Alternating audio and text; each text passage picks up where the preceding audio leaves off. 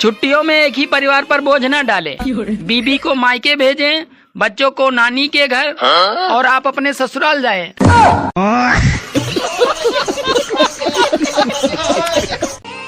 हाँ, हम वही हैं जो बिना किसी ईगो के खास रिप्लाई करते हैं।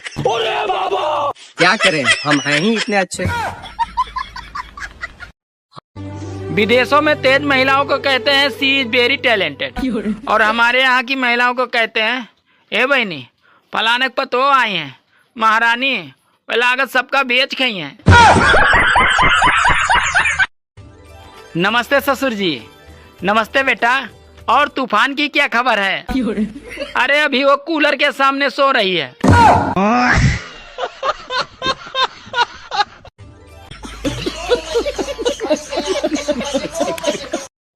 अगर आपकी पत्नी की तबीयत ठीक नहीं है तो उसे अस्पताल न ले जाएं।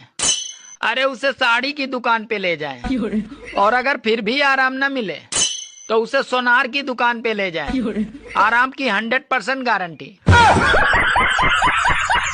सुनिए भरभूति जी, यहाँ आइए। भाभी जी आप बाहर क्या कर रही हैं? आपके लिए सेटिंग कर रहे हैं। भाभी कहती रहती सेट तो करती नहीं आप। कहा बोले? आप वो बेटिंग कहना चाह रही हैं भाभी जी? ऐसे ही पकड़े हैं। कुछ लोग इतने ज्यादा आलसी होते हैं कि उनको लीची भी छील के जाता है।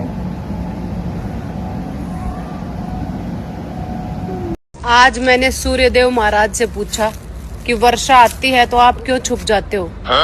तो उन्होंने बताया लेडीज के साथ कौन माथापच्ची करे। लेते हो क्या जी? क्या चीज? वही गलत चीज सब। क्या गलत चीज? अरे मम्मी तुम पागल हो गई हो क्या एकदम अब यार? मुँह सुंघाओ तो मुँह सुंघाओ, छोड़ो सुंघाओ। तुम हमेशा च्युइंगम क्यों खाते रहते हो? जब बाहर से आते हो मुंह में करते रहते हो हमेशा।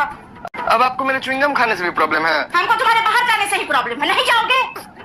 तुमको पता है ना तुम्हारा बाप दादा दारू शराब को छुआ तक नहीं है, पीना तो दूर का बात है। तो क्या करूँगा? मान रखना खानदान को। और क्या करूँ? क्या करूँ? हर शनिवार को तुम्हारा किस चीज का मीटिंग होता है? अरे तुम बहुत बड़ा बिजनेसमैन है जो मीटिंग करने जाता है। मम्मी तुम पक्के से पीता खाता है। तुम पक्के से ताश वाश भी तो नहीं शुरू कर दियो तुम। ये बालकनी में धुआं कहाँ से आ रहा था? तुम पक्के सिगरेट पीता है ना? अरे मम्मी मच्छर वाला अगरबत्ती है। वही अगर तुम मेरे माथा पे हाथ रख के कसम खाओ तो तुम दारू सिगरेट नहीं पीता। अगर तुम झूठ बोले मर जाएंगे हम। मैं कसम से नहीं मानता। मतलब तू लेता है, तू लेता है।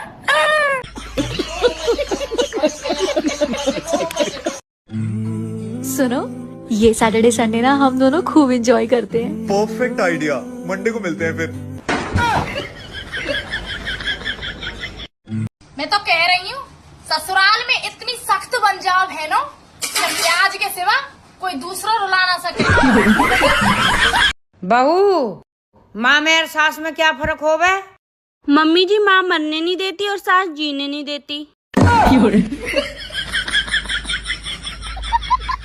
पंडित जी मेरा हाथ देख के बताओ ना, मेरे भविष्य में क्या है? बेटा जिंदगी के शुरुआत के 40 साल बहुत कष्ट भोगोगे। और पंडित जी उसके बाद आदत पड़ जाएगी।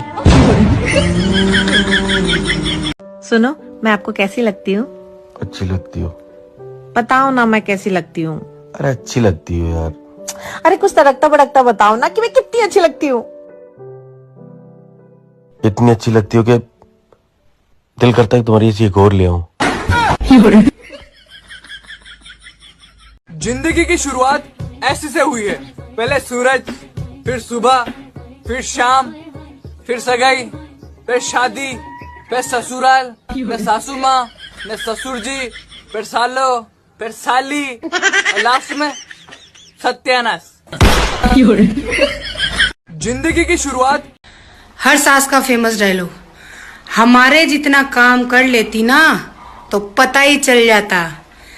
तो सासू माँ, हमारी आने वाली बहुएं भी अगर हमारे जितना काम कर लेना तो पता ही चल जाएगा। पीढ़ी तो देखो।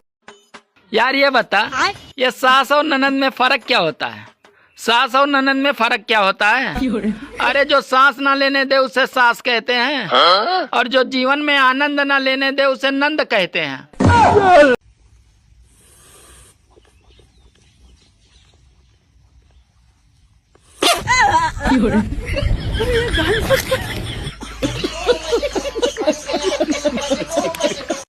जो बीबी को मुसीबत कहते हैं उनको एक बात बता दूं, वो खुद ही नहीं आई थी चल के, आप ही उसको पू पू पो पो पी पी घम्मड़ घम्मड़ और नागिन डांस करते हुए लेने गए थे। अब भुगतो फिर।